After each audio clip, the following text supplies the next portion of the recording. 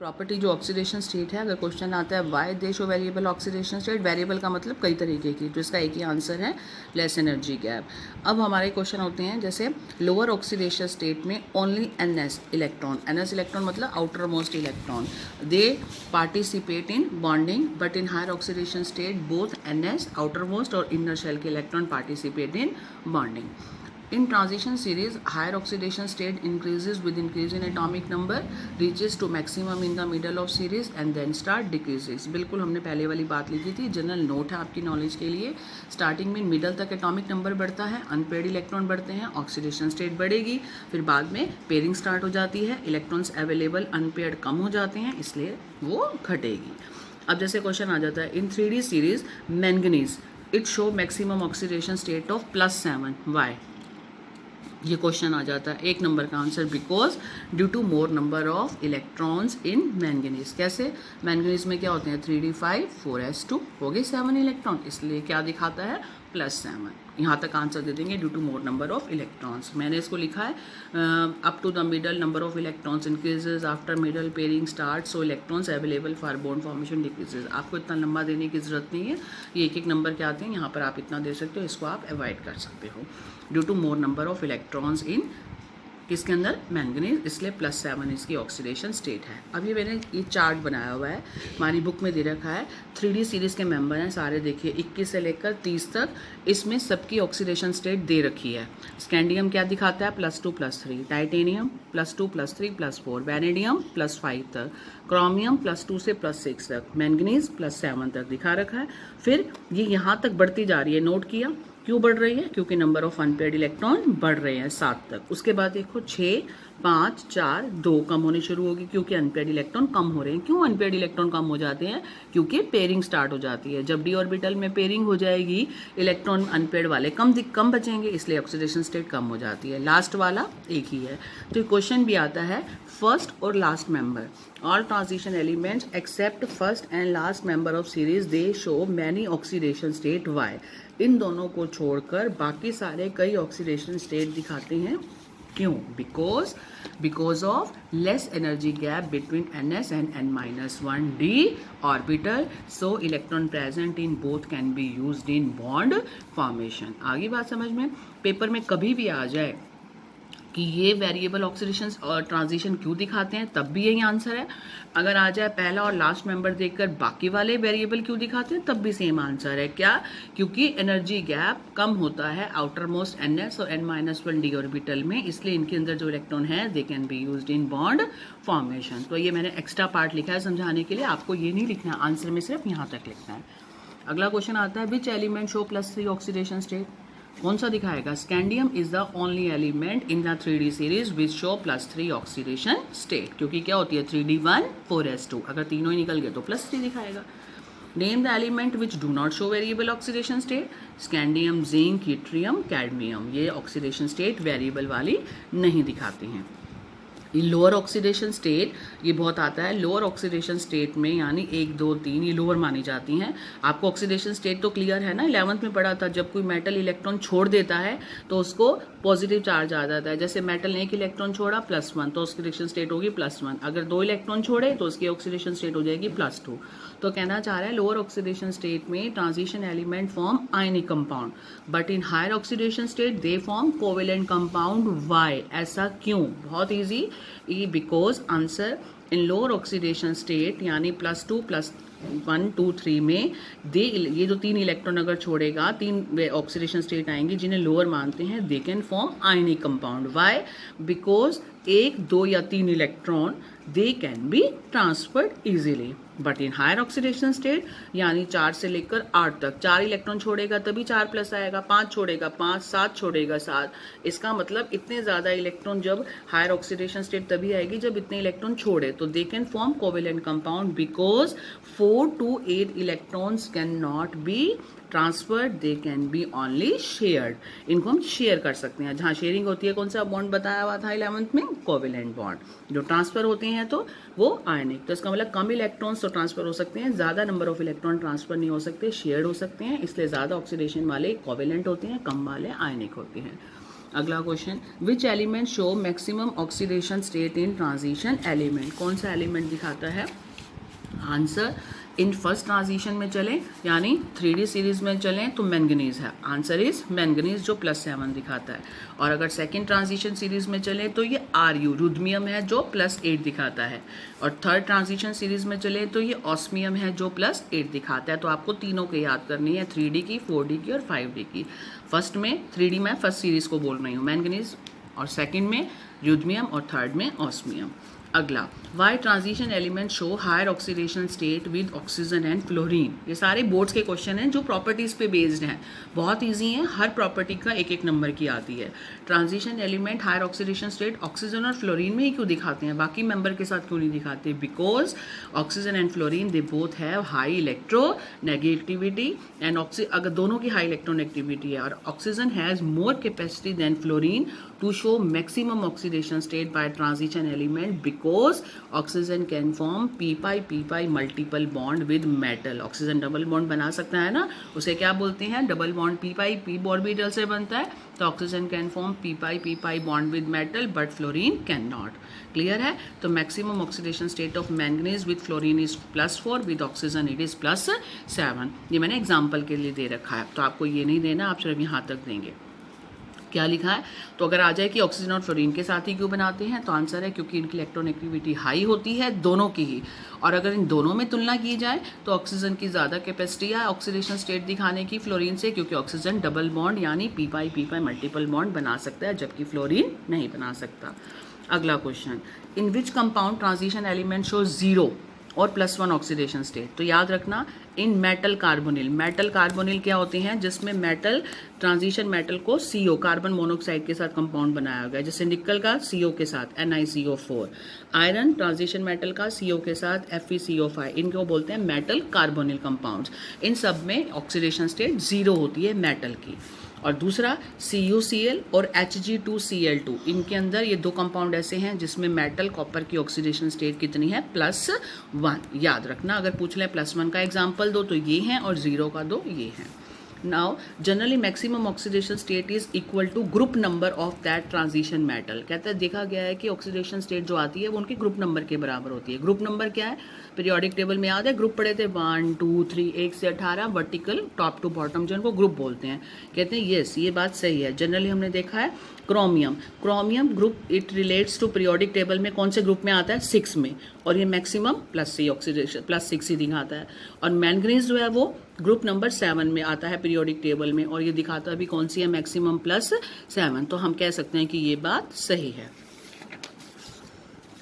उसके बाद ये क्वेश्चन बहुत इंपॉर्टेंट है, why lower oxidation state of manganese is basic and higher oxidation state of manganese is acidic. ऐसा क्यों? लोवेस्ट ऑक्सीडेशन स्टेट बेसिक है और हायर ऑक्सीडेशन स्टेट एसिडिक है, ऐसा क्यों? Because in lower oxidation state transition metal can form ionic bond. अभी हमने पीछे पढ़ा था लो ऑक्सीडेशन स्टेट का मतलब 1 या 2 3 इलेक्ट्रॉन छोड़ते हैं तो वो शेयर नहीं हो सकते, उसको हम ट्रांसफर कर सकते हैं, तो आयनिक बॉन्ड बनाते हैं। तो वही आंसर है, इन लोअर ऑक्सीडेशन स्टेट में transition element can form ionic bond, metals are electropositive and they can form basic oxides, but in higher oxidation state कौन से बॉन्ड बनते हैं? इलेक्ट्रॉन शेयर होते हैं ना कि ट्रांसफर। तो कौन सा बॉन्ड बनता है? कोवेलेंट बॉन्ड बनता है। सो acid oxide is acidic in nature. ये सारे क्वेश्चन आपके देखो 2-2 3-3 1 या 2-3 लाइन के आंसर हैं, सब एक एक नंबर में है। तो सारे बोर्ड्स के इंपॉर्टेंट क्वेश्चन है, एक भी नहीं छोड़ना। मैंने बहुत मेहनत की है बेटा इन सबको एक जगह करने की। तो why lower oxidation state of manganese is basic and higher is acidic, सबसे clear, because higher oxidation lower oxidation state में वो आयनिक बॉन्ड बनाते हैं और बेसिक ऑक्साइड बनाते हैं, और हायर ऑक्सीडेशन स्टेट में कोवेलेंट बॉन्ड बनाते हैं, इसलिए एसिडिक ऑक्साइड होते हैं। अगला, ट्रांजिशन एलिमेंट या metal they show higher oxidation state in their oxide and fluoride. Why? फिर वही आ गया, क्यों हायर ऑक्सीडेशन ऑक्साइड फ्लोराइड में होती है? ऑक्साइड का मतलब ऑक्सीजन, फ्लोराइड का मतलब फ्लोरीन। वाई? क्योंकि दोनों ज्यादा इलेक्ट्रोनेगेटिव हैं। और दूसरा क्वेश्चन आता है the higher oxidation state exhibited in oxo anion of metal. अभी मैं दोनों का आंसर एक्सप्लेन करती हूँ। पहले वाले का transition element form higher oxidation state in oxide and fluoride, ये रहा answer number 1, because they are highly electronegative and they are strong oxidizing agent also. तो आप यहाँ तक आंसर दे सकते हो। एक तो इलेक्ट्रोनेगेटिव है और दूसरा ऑक्सीडाइजिंग एजेंट है। ये मैंने एग्जाम्पल दे रखे हैं, इसकी जरूरत नहीं है।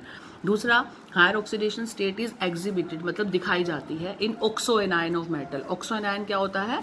ऑक्सो एनायन होता है ट्रांजिशन मेटल का ऑक्सीजन के साथ कंपाउंड, ठीक है, कोई भी हो, जैसे क्रोमियम का ऑक्सीजन के साथ Cr2O7 2 नेगेटिव, क्रोमियम का ऑक्सीजन के साथ CrO4 negative, CrO4 2 negative, manganese का ऑक्सीजन के साथ MnO4 नेगेटिव, MnO4 2 नेगेटिव, यानी ऑक्सो एनायन बोलते हैं उस कंपाउंड का ऑक्सीजन के साथ कंपाउंड। तो उसका क्वेश्चन है highest oxidation state is shown in oxo anion of metal. कहता है yes, oxo anion of metal like Cr2O7 2 negative और CrO4 2 नेगेटिव, ये दोनों पाए जाते हैं। अगर इनमें देखें तो इसमें ऑक्सीडेशन स्टेट क्रोमियम की +6 है दोनों के अंदर, और MnO4 नेगेटिव में Mn की +7 है, MnO4 2 नेगेटिव में Mn की +6 है।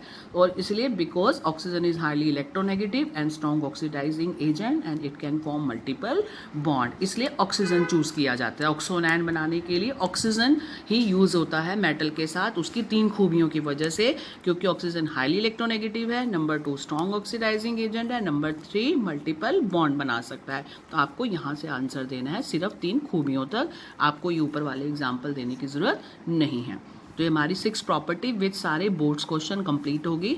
अब मैं आऊँगी आपकी 7th प्रॉपर्टी पे, जिसका नाम है कलर्ड आयन। ये स्टूडेंट्स, हमने 9 प्रॉपर्टीज कर ली ट्रांजिशन की, 3 और रहती हैं, टोटल 12 हैं। मैंने चार्ट बना के आपको दे रखा है। आज हम चल रहे हैं अपनी 10th प्रॉपर्टी, जिसका नाम है interstitial compounds. Why transition elements form interstitial compound? The transition metals in their crystal lattice have empty space, जिससे क्या कहते हैं, it is called interstitial site और void। ये बना रखा मैंने। ये आपका सारे एटम्स आपस में जुड़े हुए हैं, एक के नीचे एक पड़े हैं। तो कहता है जब ये मेटल आपस में जुड़ते हैं और एक क्रिस्टल लैटिस बनता है किसी ट्रांजिशन मेटल का, तो ये जो बीच में देख रहे हो, ये वाला ये नीचे यहाँ, तो ये बीच में जो स्पेस, खाली स्पेस बचा हुआ है, इसे हम कहते हैं वॉइड या इंटरस्टिशियल साइट कहते हैं। तो ट्रांजिशन मेटल का अपने क्रिस्टल लैटिस में जो खाली स्थान होता है, एम्प्टी स्पेस होता है, उसको वॉइड कहते हैं। उससे क्या होता है, इन खाली स्थान पे कौन आ जाता है? They can trap some other smaller atoms like carbon, hydrogen, nitrogen, boron in this void या in this interstitial site and they form interstitial compounds. That's all, यहाँ तक आंसर देना है। For example steel and cast iron are interstitial compound. किसके हैं? Iron का metal lattice है और उसके अंदर कार्बन उसके वॉइड में फिक्स है। तो आपका आ जाए पेपर में, by they form transition interstitial compound because they have empty space called void and in this void they can trap some other smaller elements like this smaller atoms like this in their interstitial compound. Next property 10वीं, alloy formation. क्यों transition element alloy बनाते हैं? पहला, alloy क्या होता है? Alloy is a mixture of 2 or more metals. Transition metal form large number of alloys. Why? Due to their small size. Hence, small size से क्या होता है? Hence, in crystal lattice, atoms of one metal can be replaced by atoms of other transition metal, so they form the alloy. That's all. यहाँ तक देना है। alloy क्या है? 2 या 2 से ज्यादा मेटल का मिक्सचर है। तो इसमें ट्रांजिशन एलिमेंट दो मेटल कैसे मिलती हैं? कहता है transition metals form large number of alloy. Why? Due to their small size. उससे क्या होता है? So in their crystal lattice, ये जो crystal lattice बनाया ना हमने, इनका घर, इसका स्पेस, इसका structure, in this crystal lattice, atoms of one metal can be replaced by atoms of other transition metal due to their small size, so they can form the alloy. That's all. यहाँ तक देना है। ये जो आगे मैंने लिख रखा है एग्जाम्पल है, brass, steel, bronze, these are alloys and they are hard and have high melting and boiling point and they are resistant to corrosion. Next आता है electrode potential. In solution stability of compound depends upon electrode potential rather than ionization energy. आपने 11th में पढ़ा हुआ है electrode potential क्या होता है? किसी भी इलेक्ट्रोड की क्षमता, पोटेंशियल, या तो इलेक्ट्रॉन लूज करने की या इलेक्ट्रॉन गेन करने की, जिसे हम ऑक्सीडेशन और रिडक्शन कहते हैं, उसे इलेक्ट्रोड पोटेंशियल कहते हैं। तो किसी भी जो इलेक्ट्रोड पोटेंशियल की वैल्यू है जो निकाली जाती है, वो 3 फैक्टर्स पर डिपेंड करती है। The value of electrode potential depends upon factor like sublimation energy, ionization energy, hydration energy. So हम इन सब का टोटल चेंज करते हैं, टोटल करते हैं। So total enthalpy change is given by formula delta H total is equal to enthalpy of sublimation, hydration और ionization. इन तीनों का जोड़ करके जो डेल्टा एच टोटल आता है, इससे हम इलेक्ट्रोड पोटेंशियल निकालते हैं। तो delta H is a measure of electrode potential. Lower the delta H of metal, अगर किसी मेटल की ये वैल्यू कम होगी तो उसका lower will be electrode potential, reduction वाला, और उतना ही more stable is the oxidation state of metal in aqua solution.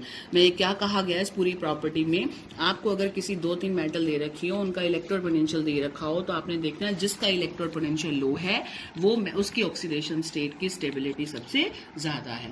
That's all. तो ये जो प्रॉपर्टी इलेक्ट्रोड पोटेंशियल, मैंने इसको यहाँ समराइज किया है खाली इसके फॉर्मूले में। आप ये 2 फॉर्मूले करेंगे इसके अंदर, क्या कि ऑक्सीडेशन स्टेट स्टेबिलिटी, कौन सी ऑक्सीडेशन स्टेट स्टेबल होगी कि नहीं होगी, इस टाइप का क्वेश्चन पेपर में आ जाएगा, और उसकी वैल्यू रिडक्शन पोटेंशियल की दे रखी होगी, तो आप क्या करेंगे, जिसका ये इनवर्सली प्रोपोर्शनल होती है रिडक्शन पोटेंशियल की, ये मैंने फॉर्मूला लिखा है, जिसका रिडक्शन पोटेंशियल कम होगा उसकी ऑक्सीडेशन स्टेट की स्टेबिलिटी ज्यादा होगी।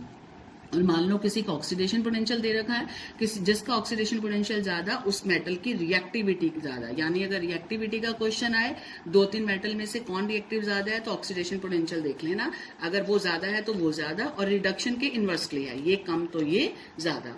और अगर ऑक्सीडेशन स्टेट कौन सी स्टेबल है ये पूछा जाए, तो आपको रिडक्शन पोटेंशियल दे रखा होगा, उसके साथ ही इनवर्सली है। तो इस प्रॉपर्टी में आपको 2 फॉर्मुलेज याद रखने हैं, चाहे रिएक्टिविटी का क्वेश्चन है चाहे ऑक्सीडेशन का, आता सिर्फ यही है इस प्रॉपर्टी में से, 12वीं प्रॉपर्टी में से, तो आपको ये 2 फॉर्मुले काम आएंगे।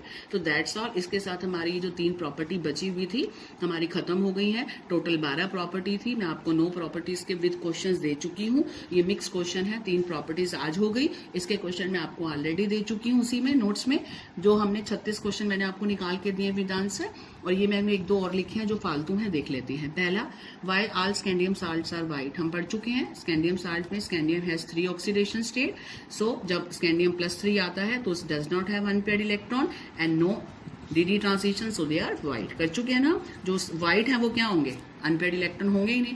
क्यों नहीं होते, क्योंकि स्कैंडियम +3 में एग्जिस्ट करता है। स्कैंडियम +3 में कौन सी स्टेट एग्जिस्ट करेगा, आपको पता है स्कैंडियम की क्या होती है, स्कैंडियम का एटॉमिक नंबर 21, 3d1 4s2। तो स्कैंडियम कौन सी स्टेट में पाया जाता है, 3 में। ये इलेक्ट्रॉन गया, ये इलेक्ट्रॉन गया, तो क्या बच गया, 3d0, यानी कोई अनपेयर्ड इलेक्ट्रॉन कोई है ही नहीं, तो क्या होगा, नो डी ट्रांजिशन, इसलिए कोई कलर नहीं होगा। अगला, why first ionization of 5d elements are higher than 3d और 4d, इसका आंसर है due to poor shielding effect of 5d and 4f electron, effective nuclear charge will increases, so ionization energy is more. आप यहाँ तक करेंगे, that's all. एक line का आंसर देना है, यहाँ तक और शॉर्ट कर सकते हैं, due to poor shielding effect of 5d and 4f electron. 5d भी ना दो, खाली 4f दो तब भी चल जाएगा, due to poor shielding effect of 4f electron, effective nuclear charge increases, so ionization energy 5d की ज्यादा होती है। इसके साथ आ रहा अगला question, transition elements form coloured compound, हम पढ़ चुके हैं, अनपेयर्ड इलेक्ट्रॉन डी ट्रांजिशन। ये क्वेश्चन देखिए, chromium +2 is reducing in nature, while with the same d orbital configuration D4 manganese +3 is an oxidizing agent Y। तो ऐसे क्वेश्चन में आपको क्या ध्यान रखना है, वो क्वेश्चन में ही आंसर दे रहा है, कैसा समझिए। Chromium +2 is reducing in nature, यानी जो रिड्यूसिंग है नेचर में बेटा, तो वो क्या होगा, क्या दिखाता होगा, ऑक्सीडेशन, और सेम कॉन्फ़िगरेशन होने के साथ मैंगनीज +3 ऑक्सीडाइजिंग एजेंट है। जो ऑक्सीडाइजिंग एजेंट है वो क्या दिखाता है, रिडक्शन। 11th में समझा चुकी, रिवर्स होता है।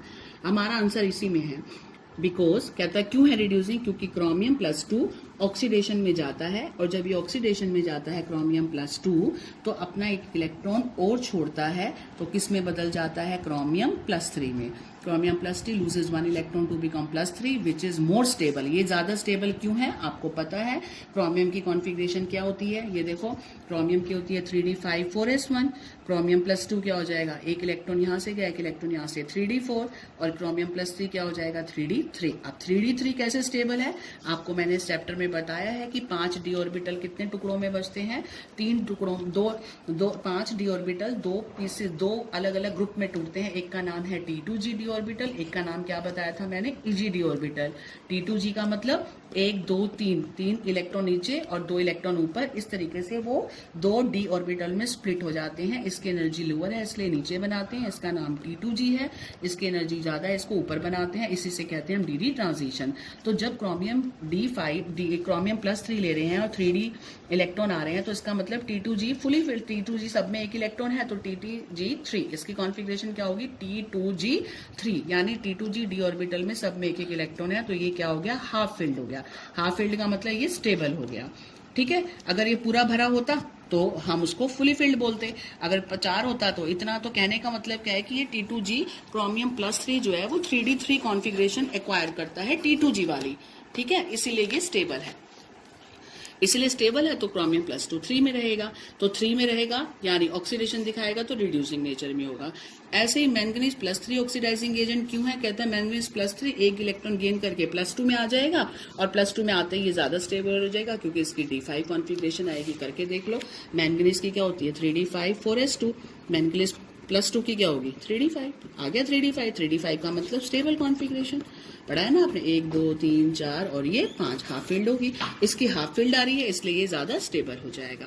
क्लियर। तो ये क्वेश्चन बहुत ही इंपॉर्टेंट है, बोर्ड में आए हुए हैं। आपका आंसर इसी में, रिड्यूसिंग का मतलब ऑक्सीडेशन दिखाएगा, ये ऑक्सीडाइजिंग मतलब रिडक्शन दिखाएगा। क्यों दिखाएगा, क्योंकि ऐसा करने से उनकी ऑक्सीडेशन स्टेट स्टेबल आती होगी। क्लियर हो गया बेटा। अगला, why which is stronger reducing agent, chromium +2 और आयरन +2। ये दे रखी है वैल्यू इलेक्ट्रोड पोटेंशियल की, क्रोमियम की नेगेटिव में और आयरन की पॉजिटिव में। ये वैल्यूज आपको गिवन होगी। आगे उस इलेक्ट्रोड पोटेंशियल प्रॉपर्टी पे बेस्ड क्वेश्चन कि इन दोनों में से कौन सा स्ट्रॉन्गर रिड्यूसिंग एजेंट है। मैंने क्या बताया था, जिसका रिडक्शन पोटेंशियल ज्यादा उसमें रिडक्शन होगा, इसका मतलब रिडक्शन हो रहा है तो ऑक्सीडाइजिंग एजेंट हुआ वो, तो दूसरा क्या हो जाएगा रिड्यूसिंग एजेंट। और ढूंढे हायर रिडक्शन पोटेंशियल यानी पॉजिटिव वाला means reduction take place, so it is oxidizing agent. तो आयरन तो अगर ऑक्सीडाइजिंग एजेंट है तो क्रोमियम क्या होगा रिड्यूसिंग एजेंट। हो गया क्लियर। नेक्स्ट, ये दोनों क्वेश्चन अलग इस प्रॉपर्टी पे बेस्ड हैं, 12वीं वाली पे, तो ध्यान से करना, इनको स्किप नहीं करना, दोनों को अलग से। Why transition elements have high enthalpy of atomization हम कर चुके हैं, स्ट्रॉन्ग मेटालिक बॉन्ड। अगला, why transition elements are good catalyst हम कर चुके हैं। Next, scandium first member of transition series does not show variable oxidation state because it loses all the 3 electron to show +3 oxidation state, और +3 होने के बाद इसकी +3 होते ही क्या हो जाएगी स्टेबल इनर्ट गैस कॉन्फ़िगरेशन। यानी स्कैंडियम में 3D1 4s2 है, +3 में क्या होगी, ये तो तीनों गायब हो जाएंगे इलेक्ट्रॉन, तो खाली आर्गन बन जाएगा, स्टेबल कॉन्फ़िगरेशन हो जाएगी। तो जब आर्गन ही आ गया, स्टेबल ही आ गई, तो ये वेरिएबल ऑक्सीडेशन स्टेट, कई तरीके की ऑक्सीडेशन स्टेट नहीं दिखाएगा। अगला, only transition metal form complex compound with ligand CO. Why?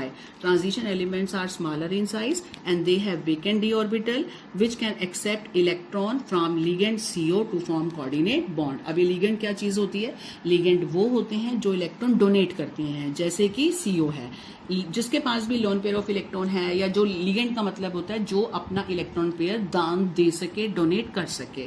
तो कहता है ट्रांजिशन मेटल लिगेंड के साथ क्यों जुड़ते हैं, लिगेंड के पास है इलेक्ट्रॉन, लिगेंड देना चाहते हैं इलेक्ट्रॉन, और मेटल के पास है एम्प्टी डी ऑर्बिटल, वो उस एम्प्टी डी ऑर्बिटल में इलेक्ट्रॉन को जगह दे देंगे, इसलिए वो क्या बनाते हैं complex. Transition metals are smaller in size, they have vacant d orbital, so they can accept lone pair of electron from ligand like CO, so they can form the coordinate bond or they can form complex compound.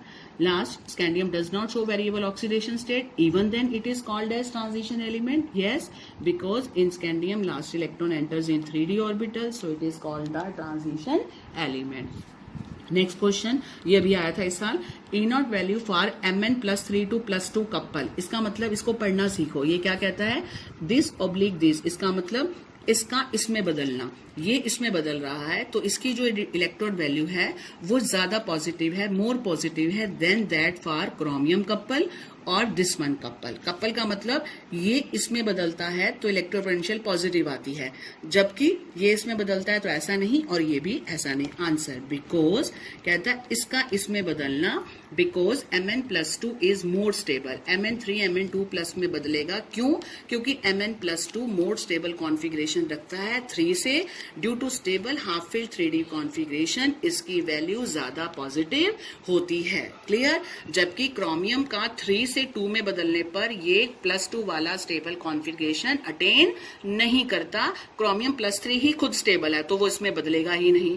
ऐसे ही Fe+3 खुद stable है, ये इसमें बदलेगा ही नहीं। तो इसका मतलब इन दोनों कपल की बजाय ये ऐसा कपल है जिसमें Mn3 Mn2 में जब बदलता है यानी रिडक्शन दिखाता है। Mn3 Mn2 में कब बनेगा, मैंने रिएक्शन लिखी है, जब Mn3 एक इलेक्ट्रॉन गेन करेगा तो किस में बदल जाएगा, Mn2। तो कुल मिला के क्या हुआ, रिडक्शन होगा। इसका मतलब इसका इसमें बदलना रिडक्शन है और ये स्टेबल कॉन्फ़िगरेशन ला रहा है, तो रिडक्शन पोटेंशियल E0 इसका पॉजिटिव होगा ही होगा, क्योंकि इसका इसमें बदलने के बाद ये स्टेबल हो जाता है, जबकि इन दोनों में ऐसा नहीं है, ये खुद ही स्टेबल है, ये इसमें बदलना नहीं जाएंगे। तो दैट्स ऑल, ये आपका यहाँ प्रॉपर्टीज खत्म हो गई पूरी 12 की 12।